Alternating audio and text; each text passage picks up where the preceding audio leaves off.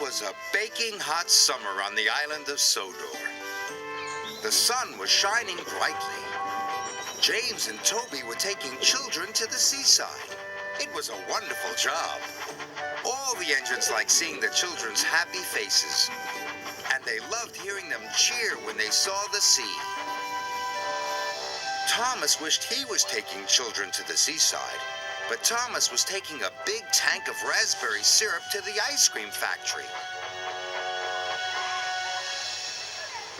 Down on the beach, it was very hot, and the ice cream lady had run out of ice cream.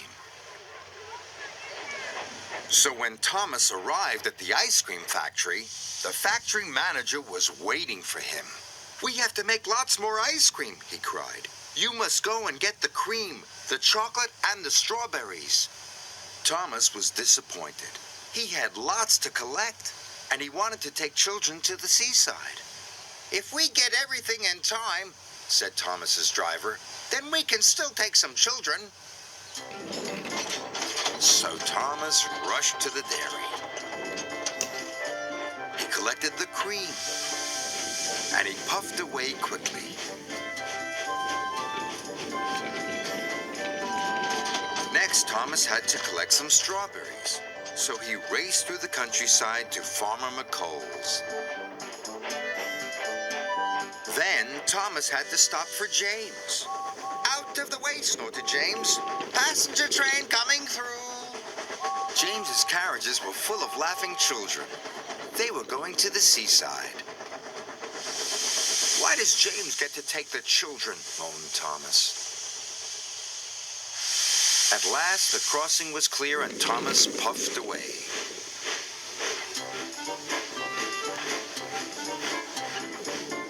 "If I'm quick, I can still take some of the children," he puffed. So Thomas raced as fast as he could. Soon, Thomas arrived at Farmer McColl's. "Please be quick," Thomas panted. The farm workers loaded his freight car. Before long, it was filled with plump, ripe strawberries. "Thank you," Thomas chuffed, and he raced away. Next, he had to go to the chocolate factory. Thomas hurried through the baking sun. "I've still got time to take some children to the seaside," he panted. Thomas puffed faster and faster. His wheels clattered and his pistons pumped. But he puffed so fast the signalman didn't change the points in time.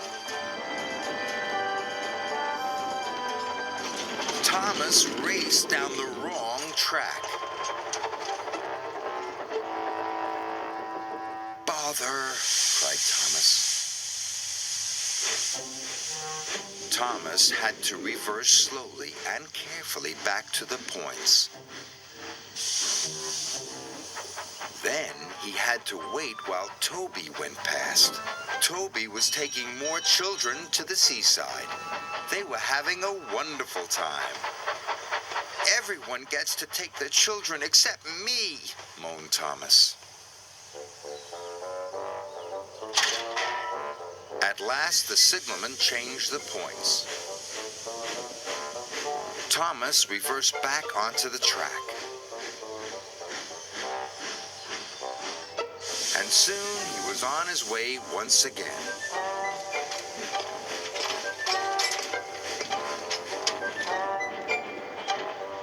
When Thomas arrived at the chocolate factory, it was getting late.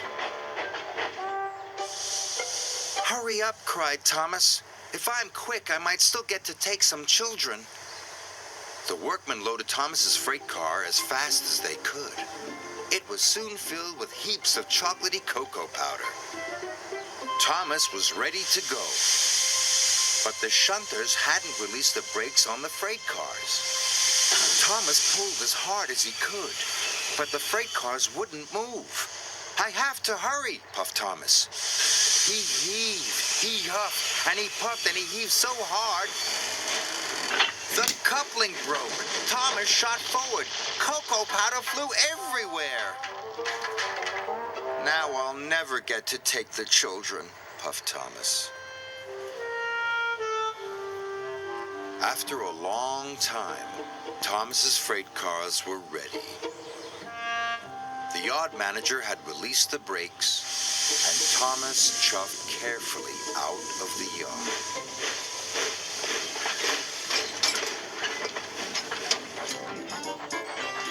Finally, the track turned left past the old church. Thomas arrived at the ice cream factory. He thought his job was nearly done, but he was wrong. The factory manager was waiting for him. "The ice cream will soon be ready," he said. "You must take it to the seaside for me." Thomas was very disappointed. He wished he could take children to the seaside instead. He wanted to hear them cheer when they saw the sea. Thomas puffed along the coast to the seaside. "I wish I was taking the children," sighed Thomas. Percy was waiting at the seaside station, and so were lots of children. They all cheered as Thomas pulled into the station. Thomas was surprised. "Why are the children cheering?" puffed Thomas. "They're cheering for you," laughed Percy. "They've been waiting for the ice cream." The children were delighted to see Thomas and delighted to eat the ice cream. Thomas loved seeing the children laugh and cheer. Sir Topham Hatt was waiting with the children. "Today you have worked extra hard," said Sir Topham Hatt. "You are a really useful engine." "Delivering ice cream is a fun job after all," puffed Thomas. He was very happy.